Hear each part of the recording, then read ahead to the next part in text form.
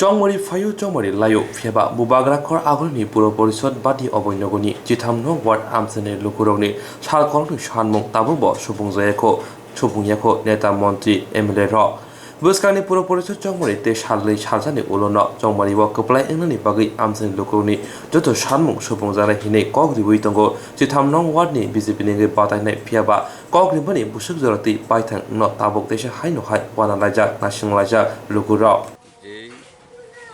এখানে পৌরসভাতে নির্বাচিত হয়ে আসবে ওনারা আমাদের বলছে যে আমি যদি এই এলাকা থেকে কাউন্সিলর হই আপনাদের যে দীর্ঘদিনের দাবি দেওয়া ছিল এটা আমি পূরণ করে দেব।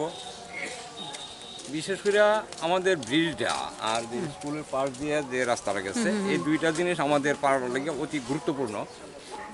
ব্রিজটা প্রথমত কেন আমাদের এই জায়গা দিয়ে সেটা দুর্গা চৌমুনি আসা যাওয়া মিনিমাম প্রতিদিন ৫-৭০০ লোক আসা যাওয়া করে। এরপরে আছে স্কুলের ছেলে মেয়েরা আসা যাওয়া করতে গেলে বিভিন্ন জায়গাতে ঘুরে গেলে আধা কিলোমিটার জায়গারে এবার ৩ কিলোমিটার ২.৫ কিলোমিটার জায়গা অতিক্রম করে যাইতে হয়। এটা আমরা বিরাট একটা সমস্যা। প্রায় কত পরিবারের বসবাস আপনাদের এখানে? এখানে পরিবারের সংখ্যাটা ধর না ২-২৫০ পরিবার হইব। না মিনিমাম আমি ২-২৫০ পরিবার ধরছি। এরপরে না ৬০০ পরিবার না। হ্যাঁ, এরপর তো আমাদের পাশের যে বিটার বোন আছে তারাও এই দিক দিয়ে চলাফেরা করে। হ্যাঁ, এই হিসাবে আমি প্রতিদিন গড়ে ধরছি ৬০০-৭০০ লোক চলাফেরা করে এই রুটে। যদি আমাদের ছেলে মেয়েরা সুরক্ষা রাস্তাঘাট ব্যাপার না দিতে পারি তারা কোনো না কোনো সময় প্রায়ই জলের মাধ্যমে একটু ব্যাঘাত পায় বা মা বা গার্জিয়ানরা কোনোরা দূর দূরান্তে নিয়ে ঘুরাফেরা যেতে গেলে অনেক সময় স্কুল মিস হয়। এরপরে হাট বাজারের ব্যাপারে তো অনেকটা সমস্যা, কারণ দূর দূরান্ত দিয়ে সেটা আমাদের এখানে একটা যদি মাল আনতে হয় তুইলে যে জায়গাতে লাগে ৫০ টাকা, এই জায়গাতে ভাড়া নেয় ১০০ থেকে ১৫০ টাকা। বিভিন্ন সমস্যা।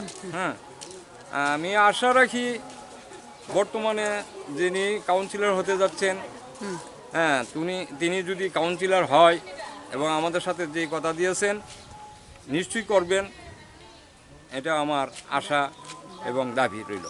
২৫ বছর ধরে সিপিএম সরকার এখানে রাজনীতি করে গেছে, কিন্তু এই রাস্তাঘাট সবাই দেখানো হয়েছে যে আমরা এই রাস্তাঘাটে জল হইলে কি অসুবিধা হয়, বাচ্চাটা স্কুলে যেতে পারে না, বাজারে যেন অসুস্থ রোগী নিয়ে হাসপাতাল পৌঁছতে পারে না, কিন্তু তারা বারবার এই শুধু কইছে প্রমাণ দিছে যে না এই রাস্তা তোমরা কইরা দেবো বা ঠিক করা হইব, কিন্তু আজ পর্যন্ত এই রাস্তা এরকমই রয়ে গেল, কিচ্ছু করলো না। কিন্তু আগামীতে ওখানে যে দাঁড়াইছে আমরা বিজেপি কেন্দ্র থেকে যে গৌতম চন্দ্র তাই কইছে যে যদি আমি বিজেপি সরকার থেকে এখানে ফাঁস করি তাইলে তোমরা এই রাস্তার সব রাস্তা আমি করে দিব, কথা দিয়েছি।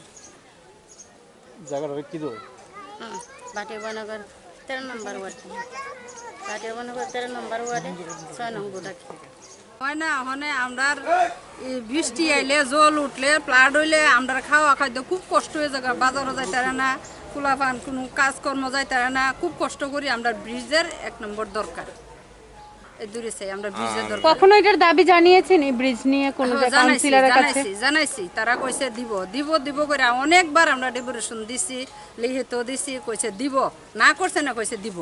এতটুকুর ভিতরে আমরা আছি, ওখানে আমরা এই ব্রিজের দরকার। সামনেই আমরা গন্ধে থাকতে পারি না, বাড়ির সামনে ড্রেন আছে, জলের লাইনের দিকে বন্ধ হয়ে দিচ্ছে, এরপরে ফুলাপানের রোগ সুখ হইতাছে এই গন্ধ বাতাসে। গন্ধ আবর জাবর ফেলা এই গাতাটা জানাইছি অনেকবার জানাইছি, তারা দেখে হয়ে গেছে, কিছু করছে না। তখন নতুন কাউন্সিলরের কাছে কি দাবি রাখতেছেন? ওই তো আমরা ড্রেনটা যেমন পরিষ্কার থাকে, গাতাটা যেমন মানে জলের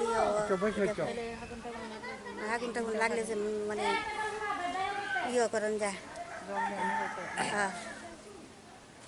আমরা তো শুরু থাকতে আমার বিয়ের পরের থেকে দিই রাস্তাটা এমন, তারা রাস্তাটা করে না নাকি তা বুঝি না, করতে আইয়া দেখেই যায়। অনেকেও কয়েছে কথা, অনেকবার কইছে গতম দ্বারা করবো রাস্তাটা। নতুন যে দাঁড়াইছে তার কাছে কি চাইতেছেন?